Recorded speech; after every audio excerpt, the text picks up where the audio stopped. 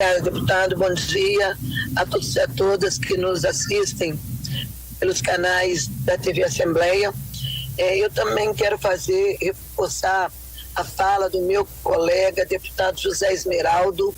Nós fizemos, deputado, uma indicação ao governo e à ECO 101, mandamos para a NTT também, no sentido de que essa passarela fosse construída. Foi um pedido do vereador de Viana, Eric, tendo em vista o volume grande de alunos que trafegam na via para poder acessar o IFES.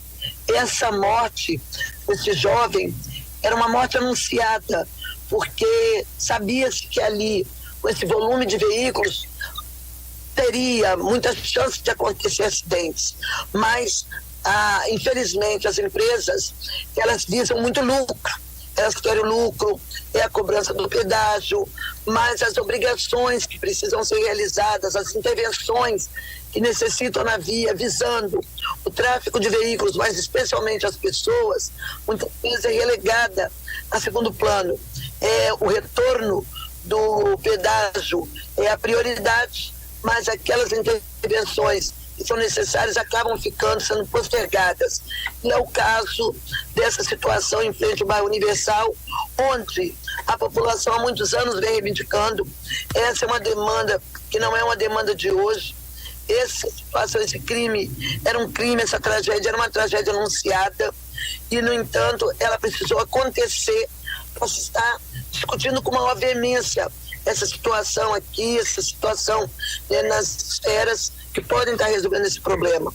Então, nós temos que ir para cima, sim, para que essa passarela ela seja construída com a maior brevidade possível, onde tem estruturas de aço que podem ser feitas com brevidade, estancando um pouco mais esse problema, prevenindo que acidentes dessa natureza tire a vida de um jovem que tinha um futuro brilhante pela frente e acabou tendo a vida interrompida por conta de um acidente que poderia ser prevenido, poderia ser evitado.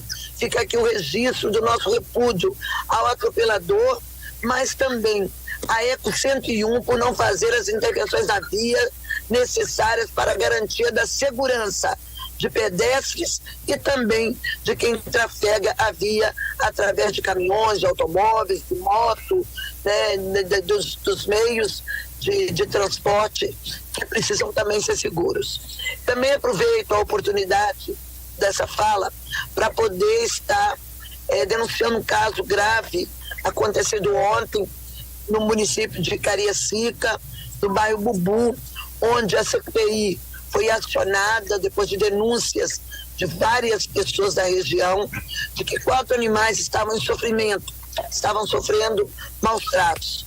Estivemos no local e identificamos de fato a existência de maus tratos.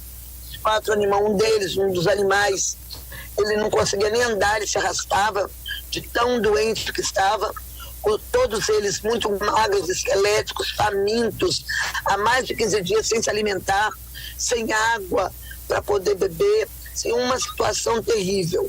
A pessoa que estava no local, todos os animais, parecia-nos que tinha uma certa confusão mental, né? E aí a gente alerta, gente, não tem condição de ficar com animais, passa para outra pessoa, tenta arrumar um outro tutor.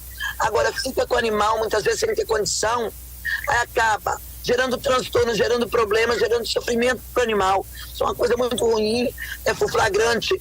Ele foi realizado, a pessoa foi conduzida para a delegacia, acabou ficando detida por conta de uma situação também que podia ser prevenida. Nós fizemos de tudo para que a família, para que as pessoas são ligados ao tutor, ficassem com os animais, mas ninguém quis ficar.